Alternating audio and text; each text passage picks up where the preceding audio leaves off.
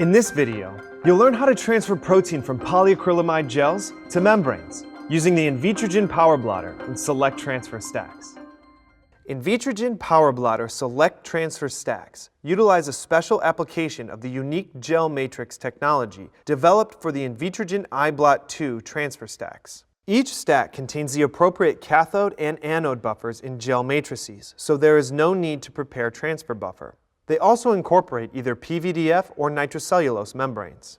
In the Power Blotter system, the cathode and anodes are plates that are fixed to the top and bottom of the cassette frame respectively, and the transfer stack is placed in between the cassette during the transfer process. The Power Blotter has two different cassette sizes, a standard size for transferring one midi gel or up to 2 mini gels, or the XL cassette for transferring up to 2 midi gels or up to 4 mini gels at a time. To begin the transfer process, flip the power switch at the rear of the device to turn on the system. Open the Power Blotter cassette by pressing the gray button on the lid.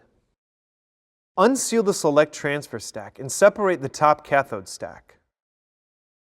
Set the top cathode stack to one side of the bench. Make sure the membrane isn't stuck to the bottom of the separator. Remove the bottom anode stack from the tray using forceps and place the bottom stack in the center of the anode. Use a roller to remove any air bubbles from between the membrane and the transfer stack. Open the gel cassette and immerse the pre-run gel briefly in deionized water for 5 to 15 seconds. Gently shake off any excess water, then place the pre-run gel on the transfer membrane of the bottom anode stack. Trim the gel carefully so that no parts of the gel hang over the sides of the stack. Use the roller to remove any air bubbles from between the gel and the membrane. Place the top cathode stack, without the separator, on the pre-run gel. Carefully roll to remove any air bubbles.